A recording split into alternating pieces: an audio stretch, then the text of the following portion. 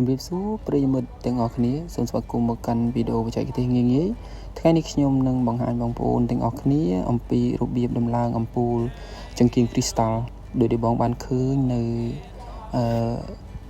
រូបអំពូលដែលខ្ញុំកំពុងតែបើកកេសនេះការដំឡើងត្រូវការភាពម៉ត់ចត់បន្តិចដើម្បីធានាសុវត្ថិភាពទាំងផ្នែកបច្ចេកទេសអគ្គិសនីនិងការទប់ទម្ងន់ដូច្នេះដើម្បីកុំឲ្យខាតពេលយូរតោះទៅមើលពីរបៀបដំឡើងជាជំហានទាំងអស់គ្នាហើយយើងលើកតួឡើងដាក់ព្យួរនឹងជើងពីដានដែលយើងបានរៀបចំរួចរាល់ហើយដែលស្ថិតនៅក្នុងកម្ពស់ដែលបងប្អូនចង់បានចុងក្រោយយើងនឹងធ្វើការព្យួរចង្កៀងគ្រីស្តាល់មួយតាមលំដាប់លំដោយចូលធ្វើការឲ្យមានភាព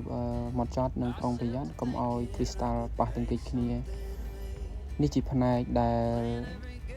ត្រូវប្រើពេលវេលាច្រើនបន្តិចប៉ុន្តែជាផ្នែកដែលសំខាន់បំផុតដើម្បីឲ្យអំពូលចង្កៀងគ្រីស្តាល់របស់បងប្អូនមើលទៅស្អាតប្រណិតនិងគ្មានបញ្ហាបាក់បែក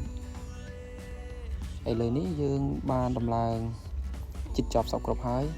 បងប្អូនសូមរងចាំទស្សនាដល់វគ្គដែលខ្ញុំធ្វើការតេស្ត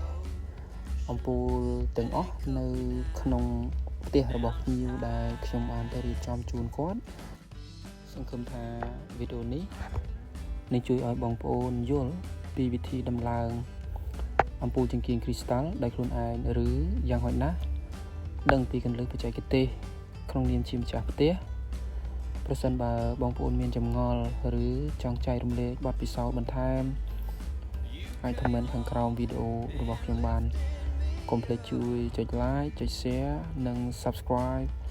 ដើម្បីទទួលបានវីដេអូថ្មីៗពី channel យើងខ្ញុំអរគុណ